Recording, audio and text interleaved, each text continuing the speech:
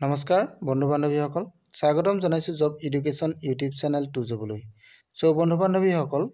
অসম চৰকাৰৰ ফালৰ পৰা এটা বিশেষ বিজ্ঞাপন প্ৰকাশ কৰিছে যিটো বিভাগৰ পৰা বিজ্ঞাপন প্ৰকাশ কৰিছে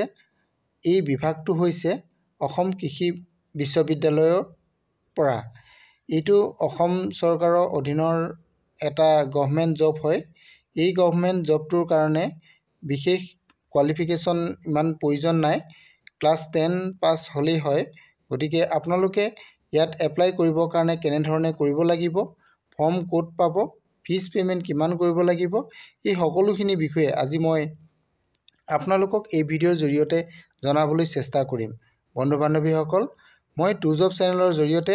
অসম তথা ভাৰতবৰ্ষৰ সকলো চৰকাৰী বেচৰকাৰী চাকৰি বিজ্ঞাপন লৈ আপোনালোকৰ ওচৰলৈ আহোঁ আজিও ঠিক তেনেধৰণে অসম চৰকাৰৰ অধীনৰ এই বিজ্ঞাপনটো লৈ আপোনালোকৰ ওচৰলৈ আহিছোঁ আপোনালোকে যদি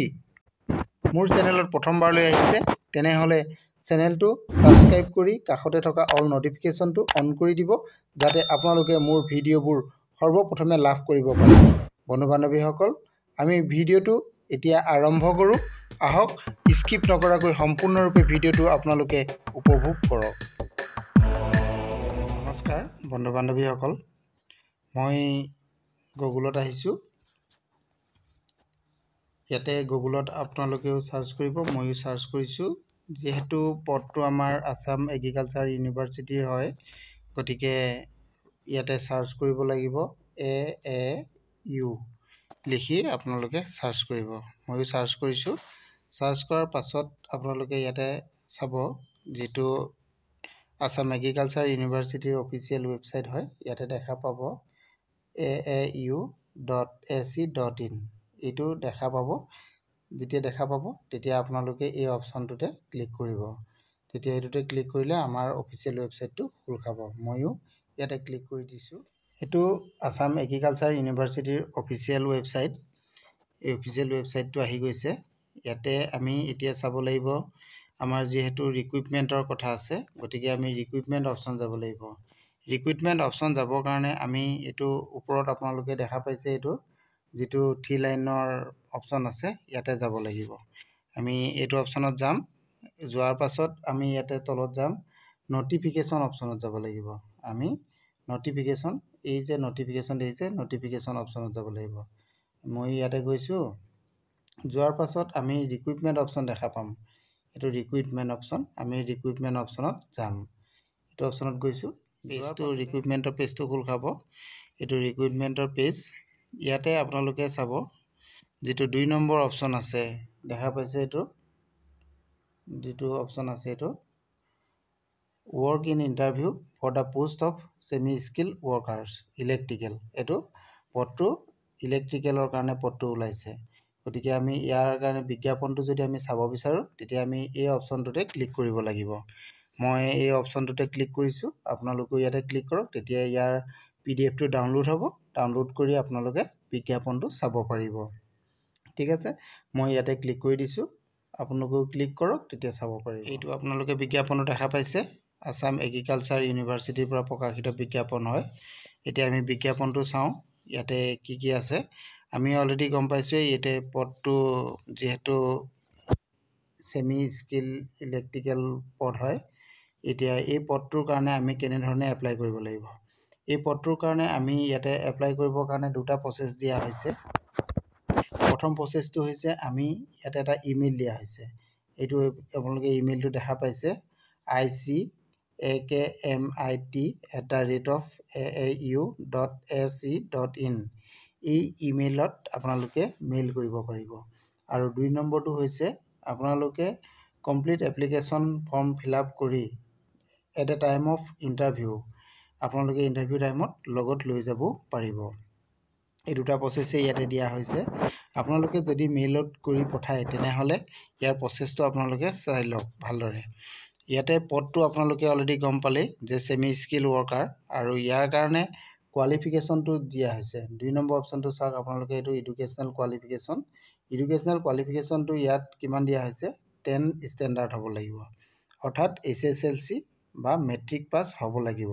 তেতিয়া আপোনালোকে এই পদৰ কাৰণে এপ্লাই কৰিব পাৰিব লগতে 2 ইয়াৰ্ছৰ এক্সপিৰিয়েন্স লাগিব আপোনালোকৰ ইলেক্ট্ৰিকেলত কাম কৰা আপোনালোকে যদি ইলেক্ট্ৰিকেলত কোনোবা কাম কৰা আছে তেওঁলোকে এইখিনি পদৰ কাৰণে এপ্লাই কৰিব পাৰিব আৰু ইয়াতে বয়সৰ সীমাটো দিয়া হৈছে 18 বছৰৰ পৰা 38 বছৰ 18 বছৰৰ পৰা 38 বছৰ আপোনাৰ হ'ব লাগিব 31 জানুৱাৰী 2024 লৈকে 31 জানুৱাৰী 2024 লৈকে যদি আপোনাৰ 18 পৰা 38ৰ ভিতৰত হয় তেতিয়াহ'লে আপুনি এই পদৰ কাৰণে এপ্লাই কৰিব পাৰিব আৰু এই পদটো যেহেতু কন্ট্ৰেকচুৱেল পদ হয় ইয়াত পদটো বিজ্ঞাপনত উল্লেখ কৰা মতে 11 মান্থৰ কাৰণেহে ইয়াতে এংগেজমেন্ট দিয়া হ'ব বুলি কৈছে এটো কন্ট্ৰেকচুৱেল পদ হয় এটো ইয়াতে উল্লেখ আছে পদটোৰ আৰু পিছৰ পৰ্যায়ত হয়তো ইয়াৰ পিৰিয়ডটো এক্সটেনশন কৰিব পাৰে এটো অফিচিয়েল তেওঁলোকৰ যেটো নিয়ম আছে তেওঁলোকে তেনে ধৰণে কৰিব আৰু এই পদটো লেবাৰ ডিপাৰ্টমেন্টৰ ফালৰ পৰা আহিছে এটো ইয়াতে উল্লেখ আছে লেবাৰ ডিপাৰ্টমেন্টৰ ফালৰ পৰা দিছে লেবাৰ ডিপাৰ্টমেন্ট গভৰ্নমেন্ট অফ আসামৰ ফালৰ পৰা এই পদটো আসাম এগ্ৰিকালচাৰ ইউনিভাৰ্চিটিত দিয়া হৈছে আৰু এই পদটোৰ কাৰণে আপোনালোকৰ আৰু কি কৰিব লাগিব এইখিনি মই ইয়াতে কৈ দিছো আপোনালোকে যদি ইমেইলৰ থ্ৰুদি পঠাই তেনেহলে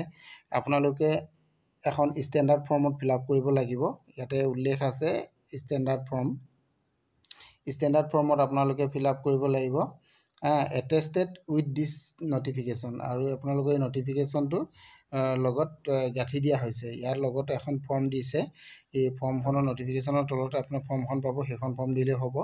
লগত আপোনালোকৰ সেলফ এটেস্টেড আপোনালোকৰ এডুকেশনাল কোৱালিফিকেশনৰ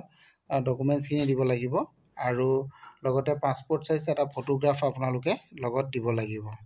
এইকেইটা বস্তু আপোনালোকে লগত দিব লাগিব ইয়াৰ কাৰণে আপোনালোকে কোনো ধৰণৰ এপ্লাই কৰোতে ফিজ পাতি দিব নালাগে আৰু আপোনালোকে এটো কেতিয়াৰ পৰা আৰম্ভ কৰিব পাৰিব এটো ইন্টাৰভিউ ডেটটো ইয়াতে ঘোষণা কৰি দিছে আপোনালোকে চাব পাৰে 15 মাৰ্চত ইয়াৰ ইন্টাৰভিউ হ'ব ফ্ৰাইডে 11 AM এই তাৰিখত আপোনাৰ ইন্টাৰভিউ হ'ব ইন্টাৰভিউটো হ'ব আপোনালোকৰ অফিস এড্ৰেছটো দিয়া আছে কোন জায়গাত ইন্টাৰভিউটো হ'ব ইয়াতে লিখা আছে food science and technology programme old dean office building Assam agriculture university Jorhat 785013 এই এড্ৰেছত আপোনালোকে যাব এই ঠাইতে ইন্টাৰভিউটো হ'ব 11 বজাত 15 মাৰ্চৰ দিনা এইখিনি কথাই আপোনালোকৰ ইয়াতে উল্লেখ আছে আপোনালোকে চাওক যেহেতু বিজ্ঞাপনটো আমাৰ 28 জানুৱাৰী তাৰিখে ওপেন হৈছে ইয়াৰ তললে আপোনালোকে ইয়াৰ এপ্লিকেশন ফৰ্মখন পাব আপোনালোকে তললে চাওক তললে গলে আপোনালোকে এপ্লিকেশন ফৰ্মখন পাই যাব মই এইটো বিজ্ঞাপনটো আপোনালোকক কিমান তাৰিখে প্ৰকাশ পাইছে দেখাইছো এটো আপোনালোকৰ 28 ফেব্ৰুৱাৰী তাৰিখে প্ৰকাশ পাইছে গতিকে আপোনালোকে 15 তাৰিখলৈ আৰু বেছি দিন নাই গতিকে আপোনালোকে এপ্লাই কৰিব পাৰিব ইমেইলৰ সহায়টো কৰিলে কৰিব পাৰিব নহলে আপোনালোকে ফৰ্মখন ফিলআপ কৰি লগত লৈ আপোনালোকে ইন্টাৰভিউ ডেটত দিনা গলেও হ'ব তে ফৰ্মখন চাওক আপোনালোকৰ ফৰ্মখন ইয়াতে দিয়া আছে এটো এপ্লিকেশন ফৰ্ম আপোনালোকে নিশ্চয় দেখা পাইছে ফৰ্মখন বৰ বিশেষ মানে অসুবিধাজনক নহয় আপোনালোকৰ বহুত সহজে হয় আপোনালোকে চাব পাৰিব ইয়াতে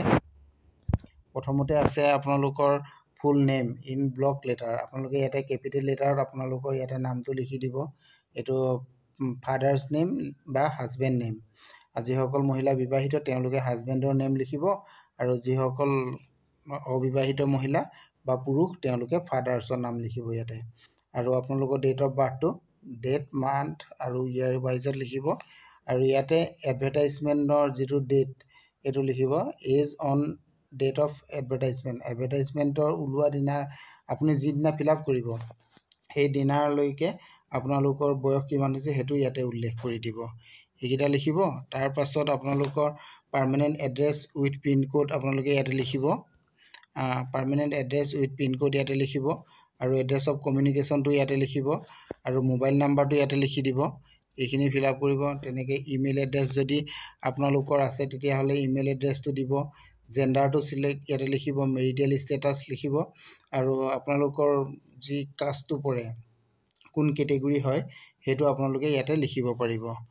আৰু বিশেষ তেনেকে নাই আৰু আছে আপোনালোকৰ এডুকেশনাল কোৱালিফিকেশন এইটো এডুকেশ্যনাল কোৱালিফিকেশ্যনখিনি আছে আপোনালোকে এইখিনি ফিল আপ কৰিব পাৰিবই নিশ্চয় আৰু ইয়াতে এক্সপিৰিয়েঞ্চটো আপোনালোকে কি আছে এক্সপিৰিয়েঞ্চ এইটো লিখি দিব ইয়াতে এইখিনি আছে এইখিনি ফিল আপ কৰাৰ পাছত ইয়াতে আপোনালোকৰ এইটো ইনফৰমেশ্যন এনি এডিশ্যনেল যদি কিবা থাকে ইয়াতে লিখিব পাৰিব এইটো ডিক্লেৰেশ্যন আছে তাৰপিছত আপোনালোকে ছিগনেচাৰ কৰি ফৰ্মখন লগত লৈ যাব লাগিব বা আপোনালোকে স্কেন কৰিও এই ফৰ্মখনকে আপোনালোকে মেইল কৰি দিব পাৰিব এইখিনি আছিল আপোনালোকে নিশ্চয় এইখিনি বুজি পাইছেই আৰু যদি কিবা বুজাত অসুবিধা হৈছে তেনেহ'লে মোৰ ভিডিঅ'ৰ শেষত আপোনালোকে কমেণ্ট কৰিব মই আপোনালোকক জনাবলৈ চেষ্টা কৰিম আপোনালোকে যদি এতিয়ালৈকে মোৰ চেনেলটো ছাবস্ক্ৰাইব কৰা নাই তেনেহ'লে মোৰ চেনেলটো ছাবস্ক্ৰাইব কৰি দিব বুলি মই আশা ৰাখিছোঁ থেংক ইউ